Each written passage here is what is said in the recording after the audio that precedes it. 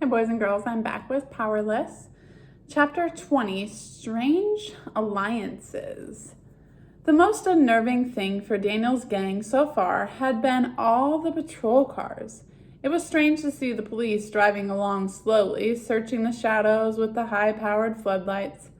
Worse still was the knowledge that the police were searching those shadows for them.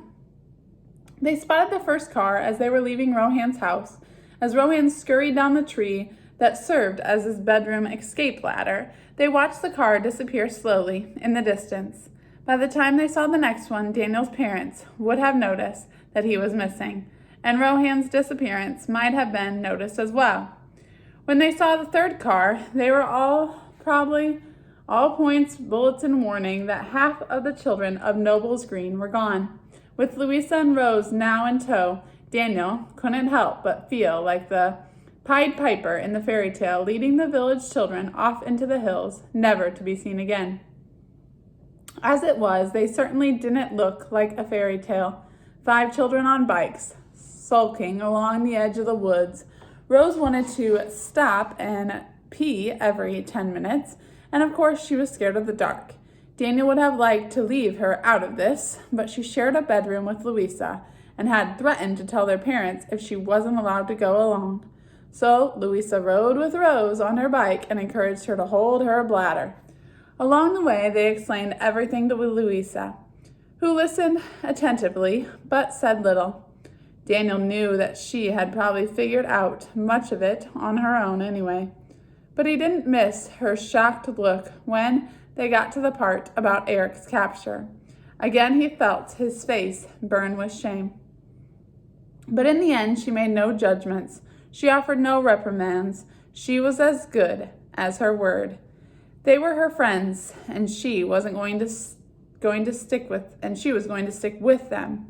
It was left to Daniel to lead the way, which was ironic, as they were headed to the last place he thought he'd ever be trying to find. It didn't take long for Daniel to locate the torn hole in the chain link fence. He lifted the loose flap of fence so the others could squeeze through.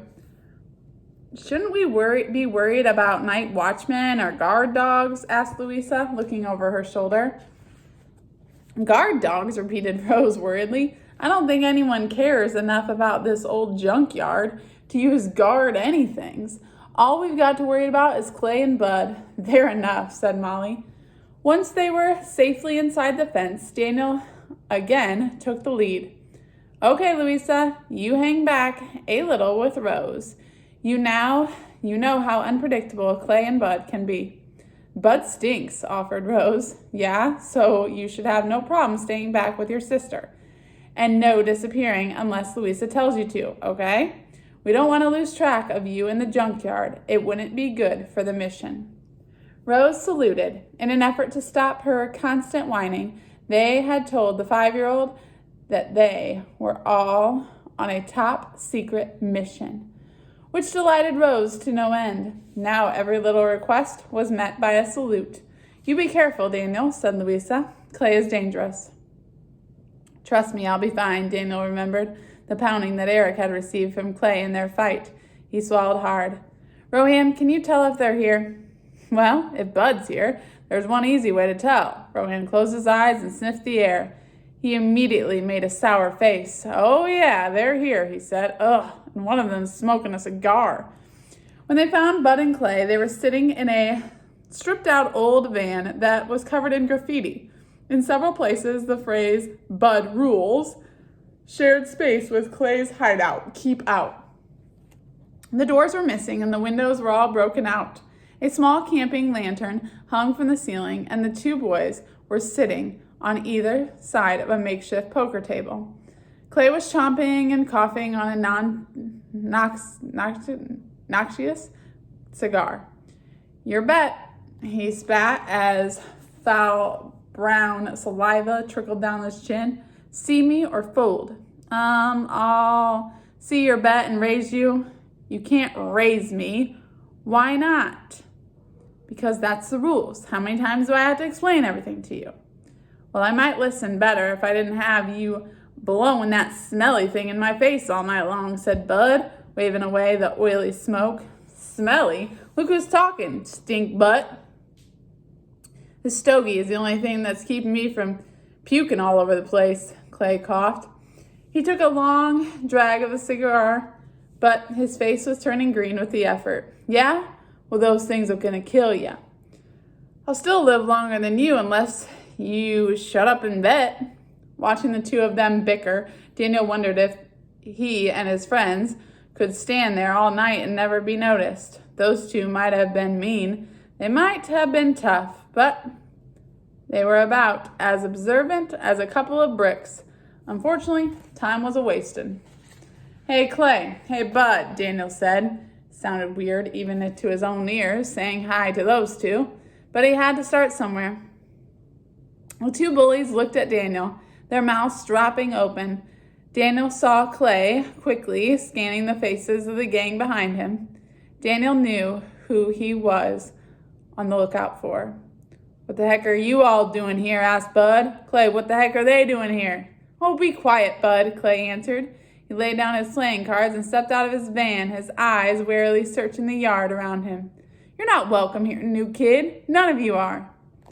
It's no great thrill to be here, said Molly, holding her nose. The smell of Clay's cigar was quickly being overpowered by the acrid stench of Bud's stink.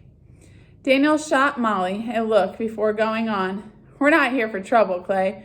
We're here to ask for your help. My help? Clay looked around suspiciously. Why? I don't have a lot of time to explain, but hey, wait a minute. Where's your little leader, your little bodyguard, Eric? Daniel took a breath. This was it. This was the tricky part. He's in trouble. That's why I came to you, because Eric's in trouble, and we need your help to save him. Clay studied Daniel for a long moment. He was searching Daniel's face, looking for a hint that this was all some kind of a joke, some kind of a trap. When he spoke next, it was with a mean smile. You know what? I believe you. He stepped forward and planted himself directly in front of Daniel, breathing cigar smoke into his face. Daniel's eyes watered and he choked back a cough, but he held his ground. Clay leaned close.